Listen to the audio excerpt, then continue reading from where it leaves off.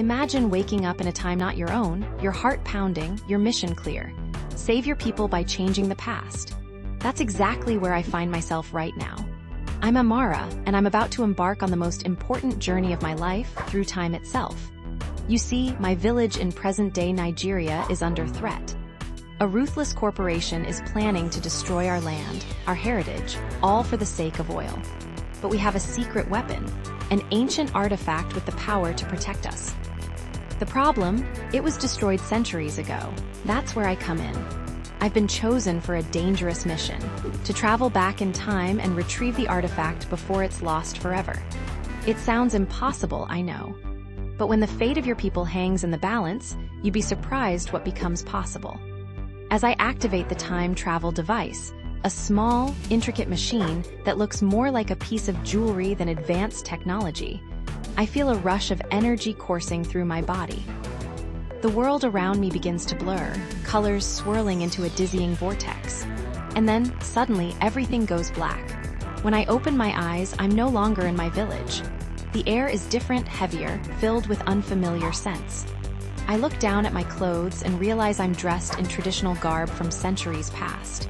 It worked. I've traveled back in time. But where exactly am I? And more importantly, when am I? I need to get my bearings quickly.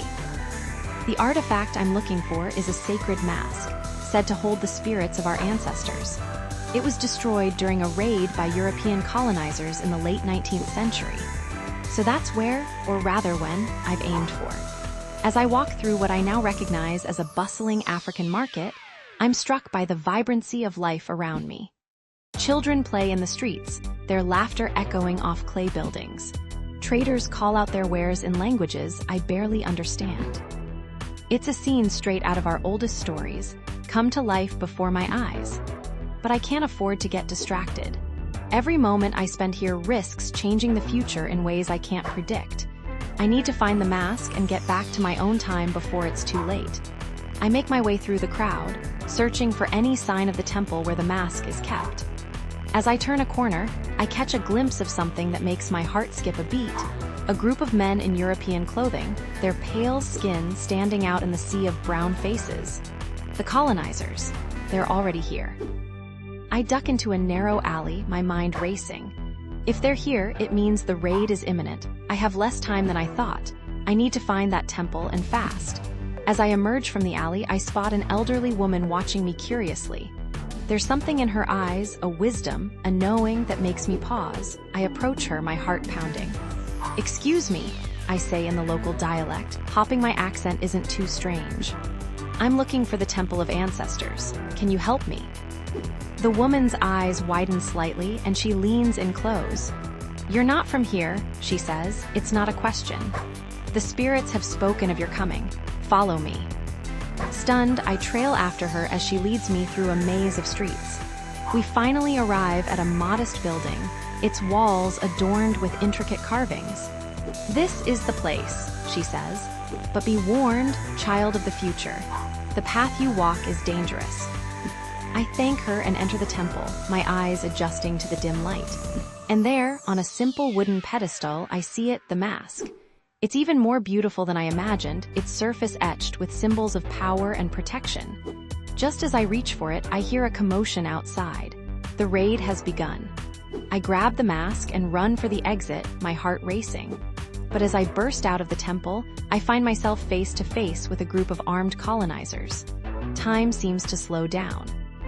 I can see the surprise in their eyes, the confusion at my strange appearance.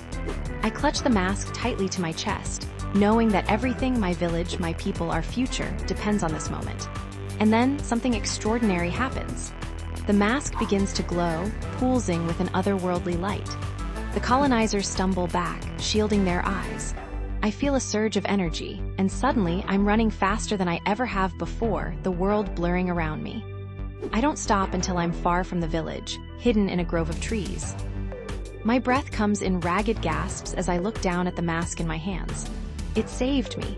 No, more than that, it chose me. As my breathing steadies, I realize it's time to go home. I activate the time travel device, holding the mask close. The familiar swirl of colors envelops me, and I close my eyes, hopping against hope that I've done enough. When I open them again, I'm back in my village. For a moment, everything looks the same and my heart sinks. Did it not work? But then I notice the changes. The threatened land is untouched. The corporation's machinery is gone. And in the center of the village stands a new building, a museum, dedicated to our history and culture. I enter, still clutching the mask. And there, in a place of honor, is an empty pedestal with a plaque that reads, "The mask of the ancestors returned to us by a hero of time." As I place the mask on the pedestal, I feel a profound sense of completion. I've changed our past, secured our present, and safeguarded our future, all with a journey through time and the power of our heritage. So the next time you think about the importance of cultural artifacts, remember this. Sometimes, saving a single object can mean saving an entire people. And sometimes, the key to our future lies hidden in our past, waiting for someone brave enough to reach through time and claim it. My name is Amara, and this is my story. A tale of time travel, courage, and the enduring power of heritage. May it inspire you to cherish your own history and fight for your future, no matter the odds. Because as I learned, with determination and a little bit of magic, anything is possible.